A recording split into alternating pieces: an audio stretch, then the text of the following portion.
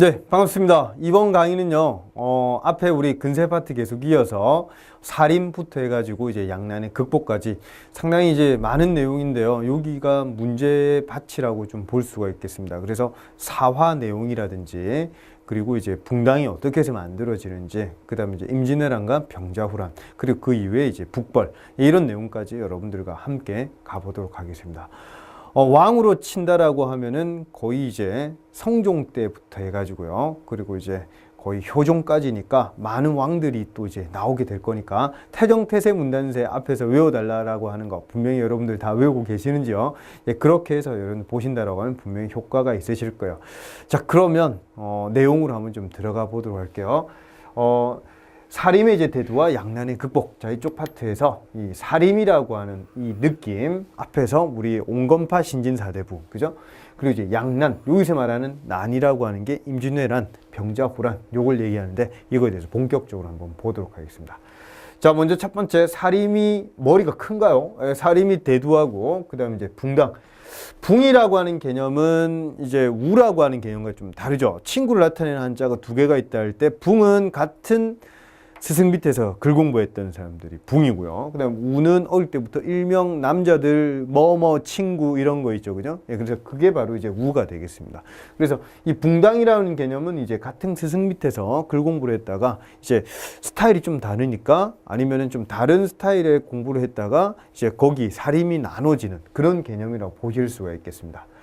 자, 먼저 첫 번째로 이제 훈구하고 사림하고 비교하는 문제가 자주 출제가 되는데요. 이 훈구파 같은 경우에는 혁명파 사대부, 다른 말로 이제 급진파 신진사대부죠, 그죠? 그리고 이제 사림은 온건파 신진사대부였는데요. 나라를 세우는데 큰 공을 세워서 훈구라는 표현을 쓰고요. 그리고 훈구파는 집현전 같은 그런 곳에서 연구를 했기 때문에 관악파라는 표현을 썼었어요, 그죠?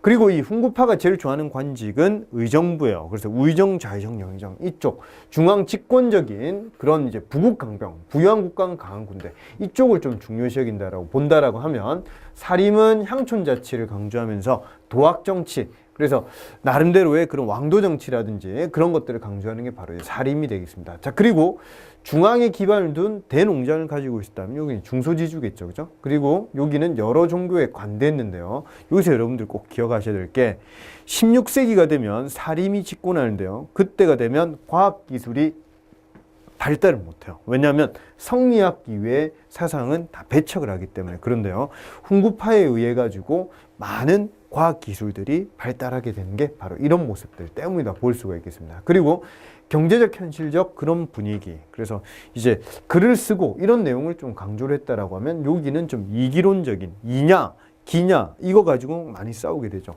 그리고 이제 경학, 유교 경전 연구와 관계된 그런 내용이라고 보실 수 있는데요. 왼쪽과 오른쪽 비교하는 문제가 출제될 수 있으니까 꼭 기억을 해주시길 바랍니다. 자, 그리고 이제 정몽주부터 해가지고 제일 밑에 쭉 길제 앞에서 들어보셨죠, 그죠? 김숙자 이름 좀 그렇지만 남자입니다. 김종직, 성종 때 이제 등장하는 사림, 조선 사회에서 이제 최초로 사림이 정계에 진출하는 게 바로 김종직이 되겠어요. 자, 쭉 가다 보니까 이제 서광덕북 쭉 가다가 이제 보니까 이제 조광조 이름 나왔죠, 그죠? 조광조 이름. 그리고 이제 조식, 이황, 이이, 성원, 예, 이런 이름이 있는데 보니까 여기 영남학파, 경상도 지역이고요. 그 다음에 기호학파, 여기는 이제 경기도 지역, 특히 이제 뭐 충청 지역까지도 같이 이제 내려가서 뭐 특히 이제 경기도 지역이 줄을 이룬다 이렇게 보시면 되겠습니다. 자, 뒤에 가서 한번 더 좀 설명을 좀 드리도록 할게요. 그러면 사림이 선비가 숲에 들어갔다, 이게 바로 사림이었잖아요, 그죠? 그러면 사림이 왜 등장을 하느냐? 훈구 세력이 정계에 많이 진출하다 보니까 왕이 이 훈구 세력을 좀 견제를 해야 되겠죠. 그래서 성종 때 삼사 같은 그런 언관직, 언론기관에 포진을 하기 위해서 김종직을 데리고 옵니다. 그래서 주로 보면 사림은 의리, 명분 이런 거를 강조하기 때문에 훈구 세력의 비리 이런 것들을 많이 비판을 좀 하려고 노력을 많이 했었어요. 그래서 나중에 이제 막 일명 뭐 발리게 되겠죠. 그게 바로 사화예요. 4번 이렇게 사림이 피해를 입는데 그걸 사화라고 하고요. 무갑기을 이렇게 외우시면 좋은데 조금 이따가 설명을 좀 드리도록 할게요. 자, 관악파하고 이제 사학파, 사림파의 차이점이라고 하는 개념 중에서요. 관악파는 성균관 이쪽에서 그 다음에 여기는 서원. 이런 차이가 좀 크다라고 볼 수가 있겠습니다. 그죠? 자, 요게 이제 시험에 상당히 잘 출제되는 건데요. 사림의 이제 생명을 유지하기 위한 서원과 향약, 여기에서 이제 지방 양반층으로 구성되는 유향소, 이 세 가지를 여러분들이 꼭 기억을 해주시면 좋겠습니다. 중앙진권, 그 다음에 여기는 향촌, 지방자치, 이렇게 정리를 좀 하시면 되고요. 자, 성종부터 한번 좀 가보도록 합시다. 자, 성종 다음에 왕이 이제 연산군이죠. 자, 연산군이 즉위를 하고 난 다음에 사화는 총 4번이 나오는데요. 여러분들이 이렇게 좀 외워주시면 좋을 것 같아요. 무갑, 기열, 이렇게 좀 외워주시면 되고요. 그리고 이게 이제 무오사화, 그 다음에 갑자사화, 기묘사화, 을사사화인데요. 시험에 잘 출제되는 게 바로 무오사화와 기묘사화가 되겠습니다. 자, 설명을 간단하게 한번 드리면요. 이 무오사화 같은 경우는 이제 김종직이라고 하는 사람이 이제 관직에 진출하고 난 다음에 김종직이 이제 글을 하나 쓰고 죽었어요. 그래서 그 내용이 조의제문이라고 하는 글이 있는데요. 조의제문. 이 글을 연산군 때 돼서 이 의제, 항우, 유방, 혹시 들어보셨나요? 초안지에서 그 의제라고 하는 황제를 항우가 이제 폐위를 시키고 자기가 황제가 됐는데요. 이 의제가 상당히 불쌍하다라고 하는 거를 좀 글을 썼던 게 그게 조의제문이었어요. 이 글이 김종직이 썼다라고 하는 거를 나중에 알고 연산군에게 이걸 얘기를 했더니 연산군이 김종직 일파를 제거하는 사건이었어요. 이게 바로 무오사화가 되겠습니다. 그래서 죽은 시체 한 번 더 꺼내서 목을 치는 부관참시, 요걸 당하는 사람이 바로 김종직. 그리고 이제 김종직과 아이들은 제거를 당한다라고 하는 그런 느낌이고요. 그다음에 갑자사화 같은 경우에는 이제 연산군의 엄마가 바로 이제 패비윤 씨죠. 패비윤 씨. 패비윤 씨가 성종을 너무 사랑해가지고 나중에 이제 사약을 받죠. 그 애증이에요, 애증. 그죠? 얼굴을 확 핥혔죠. 성종이 이제 다른 여자하고 이제 잠을 자고, 그죠? 그렇게 왔더니 막 얘기를 하니까 좀 사랑하는데 왜 그런 데 가냐고. 이렇게 해서 얼굴을 핥혔는데 성종 엄마가 그걸 보고 결국 패비로 만들어버리죠. 자, 그리고 난 다음에 나중에 결국 사약까지 받게 됩니다. 그러다가 연산군 어릴 때 연산군 엄마가 어디 갔는지 모르죠, 그죠? 그래서 윤 씨는 이제 피를 토하면서 사약을 마시고 피를 푹 토할 때 그때 이제 삼배 조가리 그 금삼에다 푹 피를 토했는데 그걸 연산군이 왕이 되고 난 다음 이제 외할머니가 가져와서 울면서 얘기를 하죠. 그래서 이때 패비윤 씨와 관계된 그 사약 받는 거와 관계된 가담자들을 제거하는 사건, 그게 바로 갑자사화예요. 그래서 이 두 개 사화가 바로 이제 연산군과 관계가 되는 그런 사화가 되겠습니다. 자, 그리고 이제 중종 반정이 일어나고 난 다음에 이제 기묘사화는 우리 토마토 같은 사람이 있어요. 그게 이제 조광조죠, 조광조.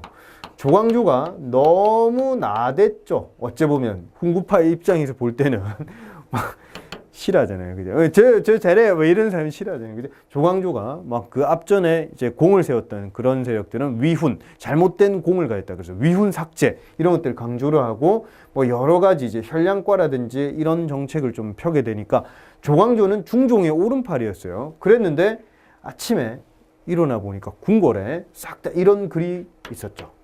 주초 위왕. 그 꿀에다가 이제 붓에 이제 꿀을 묻혀가지고 그거를 이파리에다가 이제 궁궐 이파리에다가 막 다 적어놨죠. 주초를 요렇게 섞으면 요게 조가 되고요. 조씨가 왕이 된다. 이런 게 아침에 그러니까 궁궐에 벌레들이 다 갉아먹었겠죠. 그래서 그게 막 나오니까 아, 이런 기이한 일이 하면서 조광조를 죽이라고 하는 하늘의 명령이다. 그래서 조광조가 제거당하는 사건. 이게 바로 이제 중종 때 있었던 사건이 되고요. 자, 그리고 이제 을사사화 같은 경우에는 이제 윤씨 집안이 대윤 집안이 있고 이제 소윤 집안이 있는데 이 소윤 집안이 나중에 대윤 집안을 제거하는 외척끼리의 대결이다. 요게 바로 을사사화가 되겠어요.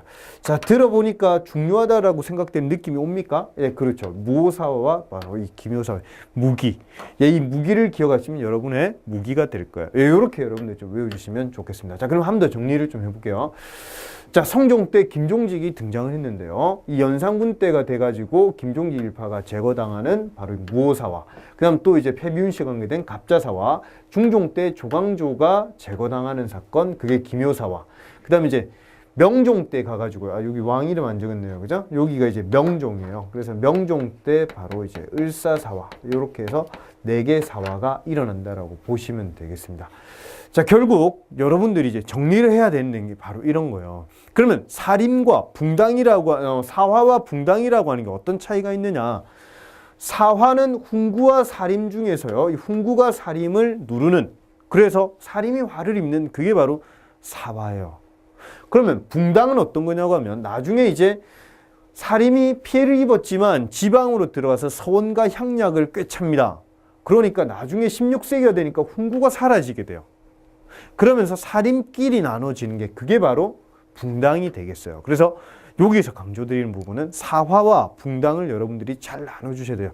16세기에 그때부터 이제 사림이 집권한다. 이런 개념, 무갑기을이라고 하는 그런 개념 여러분들이 같이 좀 생각을 하시면 되겠죠. 그죠? 자, 그러면 조광조는 왜 이렇게 욕을 많이 먹었느냐? 혈량과, 그 다음에 불교와 도교 행사를 좀 폐지하자. 그 다음에 소학교육, 그 다음에 향약을 전국적으로 시행을 하자. 공납제 폐단을 시정하자. 이런 것들 좀 많이 강조했는데 이 중에서 혈량과 실시라든지 그 다음에 이제 위훈삭제라고 하는 게 있어요. 그래서 공을 세조 즉위를 할 때 그때 공도 없는 사람들이 1등 공신, 2등 공신이 되었다. 그런 거를 삭제하자. 없었던 걸로 하자. 이런 것들 하니까 그 자손들이 반발이 상당히 심했겠죠. 그죠? 이런 것들이 같이 있었다. 그리고 소학이라고 하는 게 지금의 윤리 교과서다. 이렇게 생각을 하시면 되겠습니다.